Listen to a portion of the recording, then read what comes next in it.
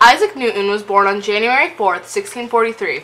A physicist and mathematician, Newton made some of the universe's greatest discoveries in his backyard. Spring of 1666, on his farm, he was sitting under an apple tree, and he saw an apple fall from the tree.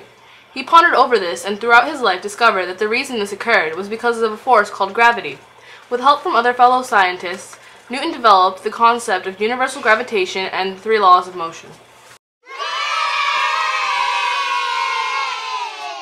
Newton's first law states that an object in motion will stay in motion, or an object at rest will stay at rest, unless acted upon by another force. This can be seen in many ways. Here we have our little toy car. As he pulls up to the intersection, he slowly applies his brakes and eventually comes to a stop. Now that he has rest, the only way he can start again is if enough force is applied to him. This force is demonstrated through him stepping on the gas pedal, allowing him to go again.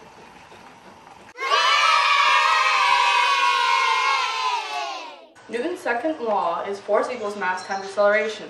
The greater the mass, the more force it will take to make an object accelerate. Let's take into consideration these two objects, Object A and Object B. Object A takes much more force to make it accelerate because of its greater mass.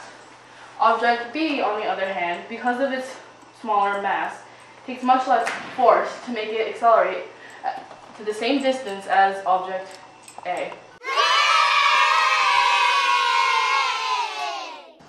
Newton's third law states that every action force has an equal and opposite reaction force. For example, we have a car.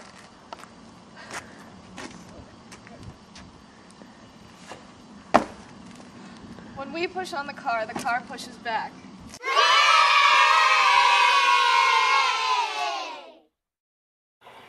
Another one of Newton's discoveries was the universal law of gravitation. The law of universal gravitation states that every object in the universe, no matter the distance, pulls on everything in the universe. There are two equations to figure out the amount of force between two objects. One is force is proportional to mass 1 times mass 2 divided by the distance squared between the two objects.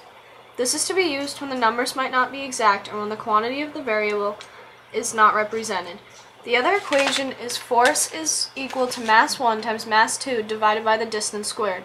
But to make the force more accurate, you must multiply by the gravitational constant of the entire universe, 6.67 times 10 to the negative 11.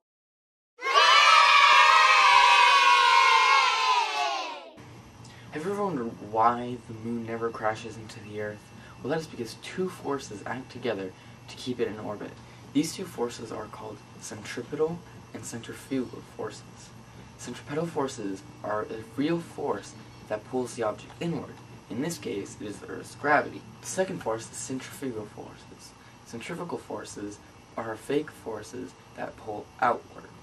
In this case, and in any case, it's the object's inertia. Have you ever been in a car and the car makes a turn and your body starts drifting off into the other direction?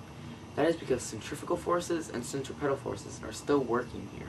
The centripetal forces are the car turning, and it is pulling your body in that direction. Now, the centrifugal force is your body's inertia. It is trying to keep you on that straight path that the car was going, but is being pulled in the other direction.